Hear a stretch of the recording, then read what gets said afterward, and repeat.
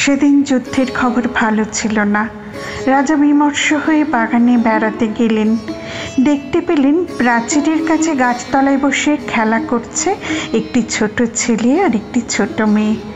রাজা তাদের জিজ্ঞাসা করলেন, তোমরা কি খেলছ? তারা বললে, আমাদের আজকের খেলা রামসীতার বনবাস। রাজা সেখানে বসে গেলেন। ছেলেটি বললে, এই আমাদের দণ্ডক বন, এখানে কুটির বাঁধছে। সে একরাশ ভাঙা ডালপালা খড় ঘাস জুটে এনেছে, ভারী ব্যস্ত। আর মেয়েটি শাক পাতা নিয়ে খেলার হাঁড়িতে বিনা আগুনে রাঁধছে। রাম খাবেন, তারই আয়োজনে সীতার একদণ্ড সময় নেই। রাজা বললেন, আর তো সব দেখছি, কিন্তু রাক্ষস কোথায়? ছেলেটিকে মানতে হলো, তাদের দণ্ডকবনে কিছু কিছু ত্রুটি আছে। রাজা বললেন, আচ্ছা, আমি হব রাক্ষস। ছেলেটি তাকে ভালো করে দেখলে, তারপরে বললে, তোমাকে কিন্তু হেরে যেতে হবে। রাজা বললেন, আমি খুব ভালো হাঁটতে পারি, পরীক্ষা করে দেখো। সেদিন রাক্ষস বধ এতই সুচারুরূপে হতে লাগলো যে ছেলেটি কিছুতে রাজাকে ছুটি দিতে চায় না। সেদিন একবেলাতে তাকে 10-12টা রাক্ষসের মরণ একলা মরতে হলো।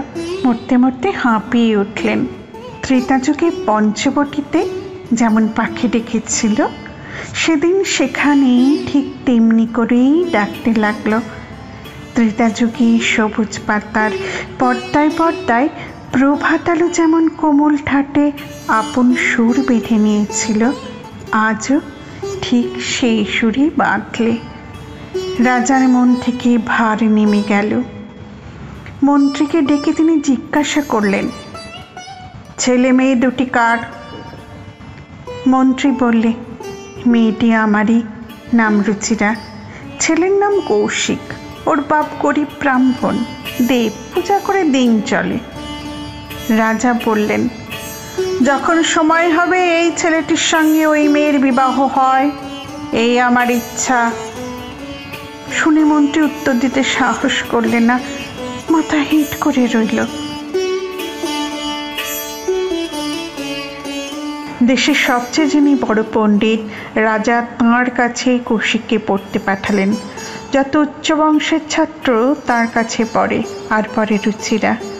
কৌশিক যেদিন তার পাঠশালায় এলো, সেদিন অধ্যাপকের মন প্রসন্ন হলো না, অন্য সকলেও লজ্জা পেলে।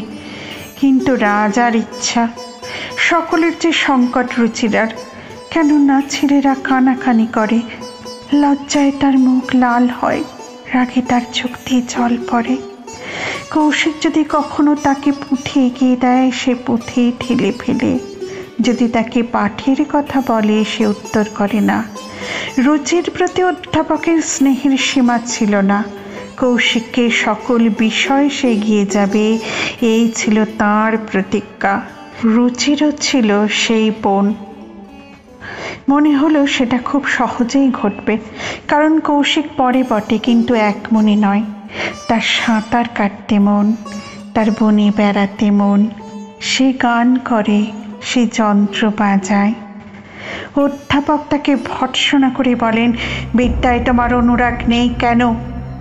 সে বলে, আমার অনুরাগ শুধু বিদ্যায় নয়, আরও নানা জিনিসে। অধ্যাপক বলেন, সেসব অনুরাগ ছাড়ো। সে বলে, তাহলে বিদ্যার প্রতিও আমার অনুরাগ থাকবে না।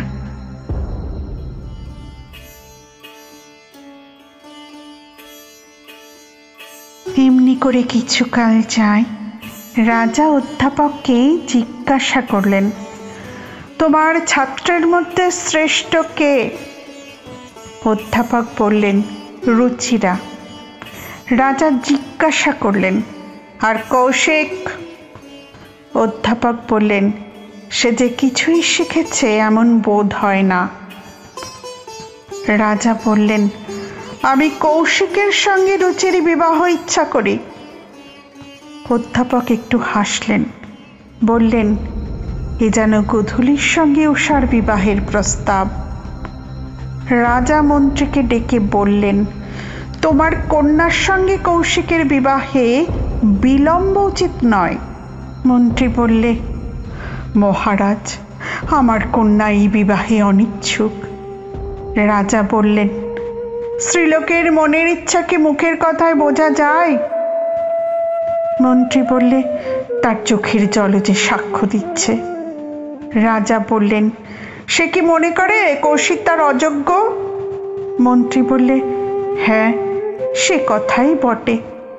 রাজা বললেন, আমার সামনে দুজনের বিদ্যার পরীক্ষা হোক, কৌশিকের জয় হলে এই বিবাহ সম্পন্ন হবে। পরদিন মন্ত্রী রাজাকে এসে বললে, এই পণে আমার কন্যার মত আছে। বিচার সভা প্রস্তুত। রাজা সিংহাসনে বসে, কৌশিক তার সিংহাসন তলে। স্বয়ং অধ্যাপক রুচিকে সঙ্গে করে উপস্থিত হলেন। কৌশিক আসন ছেড়ে উঠে তাকে প্রণাম ও রুচিকে নমস্কার করলে। রুচি দৃকপাত করলে না। কোনোদিন পাঠশালার রীতি পালনের জন্যেও কৌশিক রুচির সঙ্গে তর্ক করেনি। অন্য ছাত্রেরাও অবজ্ঞা করে তাকে তর্কের অবকাশ দিত না। তাই আজ যখন তার যুক্তির মুখে তীক্ষ্ণ বিপ্রব তীরের ফলায় আলোর মতো ঝিকমিক করে উঠল, তখন গুরু বিস্মিত হলেন এবং বিরক্ত হলেন। রুচির কপালে ঘাম দেখা দিল। সে বুদ্ধি স্থির রাখতে পারলে না। কৌশিক তাকে পরাভবের শেষ কিনারায় নিয়ে গিয়ে তবে ছেড়ে দিলে। ক্রোধে অধ্যাপকের বাকরোধ হলো, আর রুচির চোখ দিয়ে ধারা বেয়ে জল পড়তে লাগলো। রাজা মন্ত্রীকে বললেন, এখন বিবাহের দিন স্থির করো। কৌশিক আসন ছেড়ে উঠে জোর হাতে রাজাকে বললে, ক্ষমা করবেন, এই বিবাহ আমি করব না। রাজা বিস্মিত হয়ে বললেন, জয়লব্ধ পুরস্কার গ্রহণ করবে না? কৌশিক বললে, জয় আমারই থাক, পুরস্কার অন্যের হোক। অধ্যাপক বললেন, মহারাজ, আর 1 বছর সময় দিন, তারপরে শেষ পরীক্ষা। এ কথাই স্থির হল।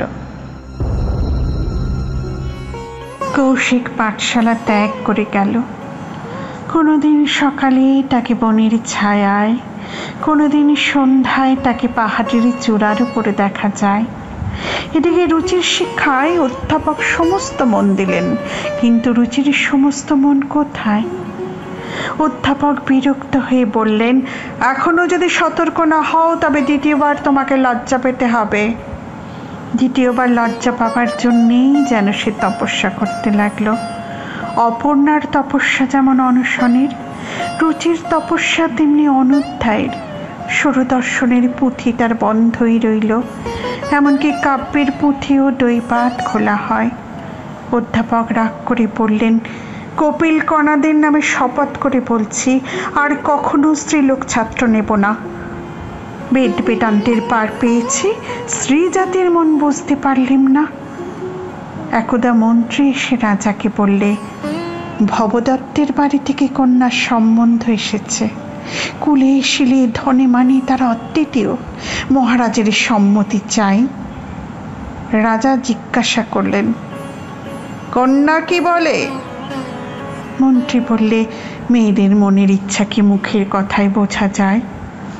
রাজা জিজ্ঞাসা করলেন, তার চোখের জল আজ কিরকম সাক্ষ্য দিচ্ছে? মন্ত্রী চুপ করে রইল।